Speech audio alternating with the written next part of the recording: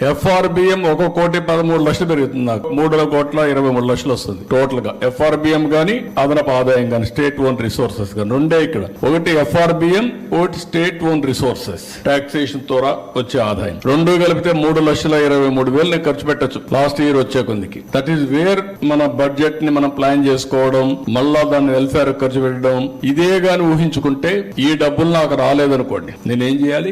అప్పు చేయాలి. అప్పు చేస్తే ఏమవుతుంది? సర్వీసింగ్ చేయాలి.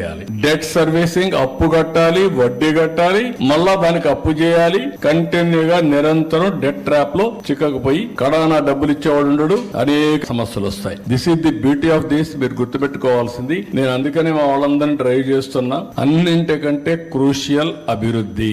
అభివృద్ధి ఏ విధంగా మెజర్ చేస్తామంటే GSDP, పర్ క్యాపిటల్ ఇన్కమ్. నా దగ్గర డబ్బులు ఉంది, ఖర్చు పెడతాను. ఖర్చు పెడితే ఏమవుతుంది? ఇండైరెక్ట్ గా గవర్నమెంట్ కి ఆదాయం వస్తుంది, డైరెక్ట్ గా కూడా ఆదాయం వస్తుంది. సేల్స్ ట్యాక్స్, ఆటోమేటిక్ గా GST వస్తుంది. That is the economy we are talking about now. ఇది ప్రజలకు అర్థం కాకపోవచ్చు కానీ చెప్పవలసిన బాధ్యత మన లాంటి వాళ్ళందరి పైన ఉంది. పదే పదే చెప్పగలిగితే ఏ విధంగా నేను ఎప్పుడు చెప్తా ఉంటాను, మీ జీవన ప్రమాణాలు పెంచాలి.